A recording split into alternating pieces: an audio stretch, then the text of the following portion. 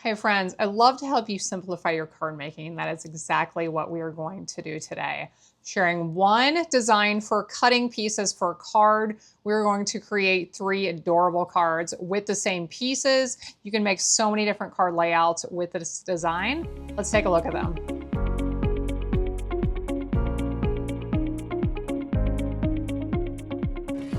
Here's what you're going to need for these card designs. You need your card base that measures 5.5 by 8.5, folded in half. You need a piece that measures 1 by 5.5, 3 by 4.25, 2 3/4 by 4. Now let's say you want to make several of these up like I did here today. What you can do to make this even easier is grab several pieces of paper that coordinate with each other.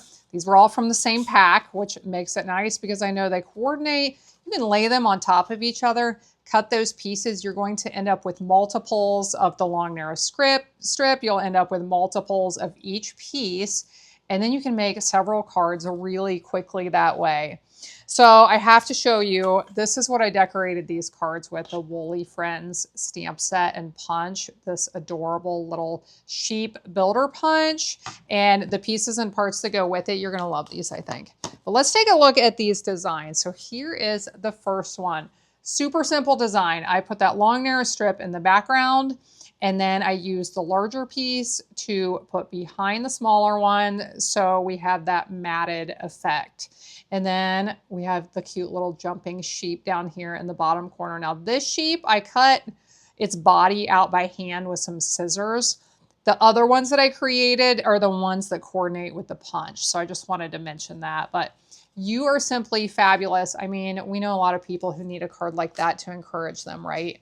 Let's look at the second one. So I did the same idea with this one where I matted the smaller one with the larger one. If you want to, you could offset these a little bit for a little bit different look. But I used the long narrow strip over here on the side. I turned the card vertically instead of horizontally for a different look. And I decided I had to create 2 different sheep. We have the little girl sheep and the little boy sheep. You know what inspired this is when I realized, because the punch will punch out the bell and the bow and the head and the body. It punches all of that out. So I was getting a bell and a bow each time.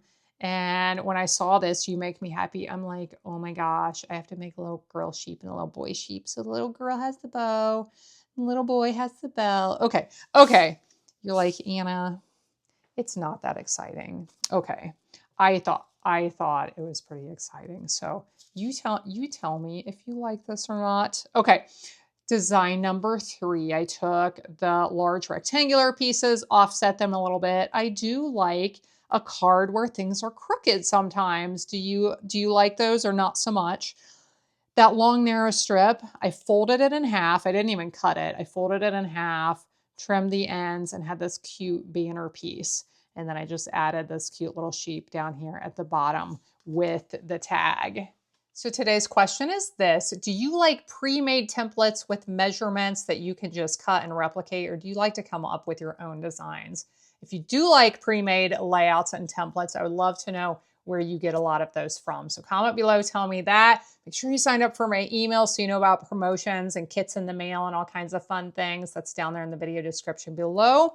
What are we going to talk about today? We are going to talk about this: people who think differently than ourselves.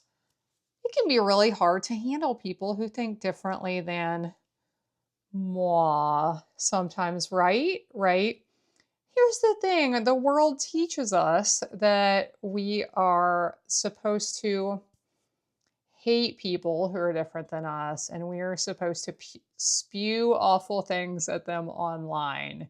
Like I feel like, or do mean, angry things to them in person. Like, I feel like that's what we're taught, is we're not getting the message. Like, let's communicate. Let's talk about this so that maybe we can find some common ground and realize that we are more alike than we are different, because we're humans. We are more alike than we are different, even if we vote differently or live a different lifestyle, whatever it is. So I'm here today to encourage you that next time somebody who is thinking very differently than you, online or wherever, in person, at a family, one of your holiday meals or big family get together. That's fun, right? How can you try to encourage finding of the common ground? I haven't done this a lot, but I've been in a few different situations where I try to ask questions. So somebody made a comment about something that's kind of political here not too long ago, and I got the feeling like we're on different sides of the aisle.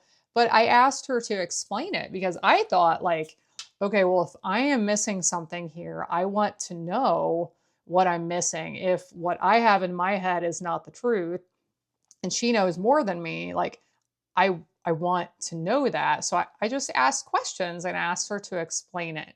Now, we didn't get to the point of like me sharing my side. I was okay with that. I was okay with the fact that I just asked and she explained, and that was where we ended that conversation. But I really encourage you, when people are fighting online or whatever it is, like, how can we help other people to find common ground? How can we model speaking and communication and trying to find similarities instead of just judging and being awful? Because there's enough of that in the world, and we can use the opposite, right? Thanks for being here. I appreciate you. I hope you'll be back again next time when I'll be here helping you to handmake with love.